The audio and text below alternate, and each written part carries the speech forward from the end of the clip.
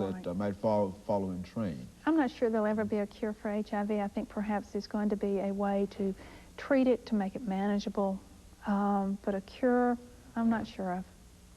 Well, I don't know. I believe that there's a cure, and just as there was no cure for polio and for many of the other diseases that, but of course that will have to wait. But in the meantime, what are some of the things that you see as within Nashville and dealing with the persons who are impacted by this disease in Nashville? What are some of the things that you see that we might be able to do as a community?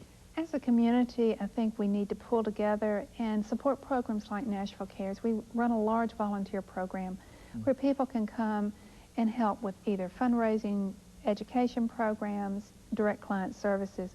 When you take someone's hand and you walk with them, when you become part of a care team that near the end of someone's life, you go in and you provide assistance, you sit with them, you hold their hand, you talk to the spouse, you take care of the children. We have 80-some-odd women on our program that are receiving services. Some of them have little children. We're going to have to take care of those kids. You can get involved in many, many ways. If direct client services intimidates you, frightens you, then come and help us with our education outreach. Come and help us. People say, oh, I don't want to just stuff envelopes. Sometimes when we're doing a direct mail solicitation, because all our funding comes from special events, or most of it, the idea of stuffing 9,000 envelopes is not a whole lot of fun, but that's something that some people could do, take home with them, whatever. When we do things such as our walk that we did last fall, come out and show support. The fact that there were over 5,000 people on the streets of Nashville last November the 8th was a phenomenal piece. That's the AIDS walk. That was the AIDS walk, where before there were 300 to 400 people. Due to the change in the feel of the community and due to the understanding and the level that we're getting to, we had 5,000 to 7,000 people. The bishop said we had 10,000, so I like his number.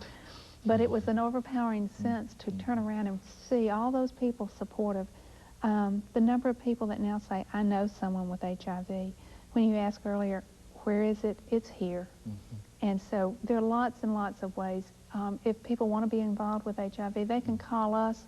We can refer them if we're not the appropriate place. If they want to help, say, in the school system and teach the 8th graders like the PAC program does, we know how to get you in touch with the coordinator at PAC. Now, what's this PAC program? It's a wonderful program run by Dee Dee Wallace, which is Parents and Children Together. Go into the 8th grade middle school programs and do a week's worth of HIV education. Great program. Has done an outstanding job, and they're now statewide trying to reach more than just our city. If you want to work and do trainer education, we do that, or we can refer you to the Red Cross. So we can help link people to the right place, because we are the largest community-based AIDS service organization in Tennessee.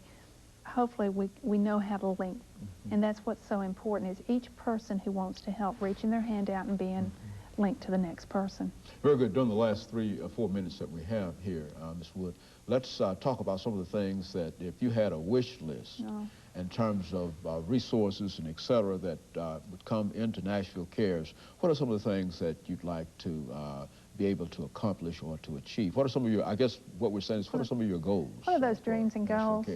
We're about to start a new 3-year strategic planning process, and I'd love to come back and talk about that sometime with you. But right now, housing is an issue that we've looked at for over 2 years and have never been able to access the dollars. We hope we'll be more successful next time. More social workers to deal with client services, more physicians better trained to deal with it. The list is long. Lentz Clinic has had to close taking any new intakes that are asymptomatic without symptoms. I think that problem is about to be addressed and well addressed. So their medical needs, their social needs, just basic housing needs. In 1 week out of 10 referrals that we did, 6 of our clients were homeless. Let's talk about homeless and AIDS from your perspective over the last minute or two. Homeless and AIDS, a lot of the homeless population is infected. A lot of them have used drugs. It's tragic, but it's something that I think we can work with. Our staff has gotten very good in dealing with our homeless issues and linking with other providers of homeless services. That's an issue. The drug use is an issue. It's spreading rampantly through those that are using injection drugs, and that as tragic as you might watch one family that's used drugs together be totally wiped out. I think the biggest issue is the realization that this is our disease. It doesn't know just one group of people. Because it entered our community in the gay community, and it's very often viewed as something that affects those that are kind of marginal, and I hate that terminology. People don't think they need to worry with it, but people from each and every walk of life need to worry about it. We've lost many of our most creative. We've lost brilliant minds, young people. I read an article the other day about how it's impacted our sports industry, the ice skating world. It's truly here, and it's going to be here for the next many, many, many years. It will be the big issue for the 21st century. And it's a major health issue. It's a health care that impacts issue. almost everything else that we do. And of course, we've about a minute and a half or 2 minutes, Ms. Wood, and we just want to thank you for bringing us that very good information about what Nashville Cares is all about and some of the activities in terms of trying to deal with this disease. I'm hopeful that one day we will find a cure for this disease, and I believe that until we do, there's absolutely little that we can do other than the things that you've already suggested, and that is education and trying to talk in terms of prevention. Any last final comment? I would just encourage your viewers to call us at CARES 385-1510. Our office hours are 8 to 5, Monday through Friday. We have an answering machine. I urge them to get involved. If they're a member of a church, a civic group, call us, get us out to speak, or we'll help you find the right speaker for your group. Educate yourself, and protect your teenagers and younger children. Very good. Let me thank you very much, Ms. Wood, for giving us that excellent information.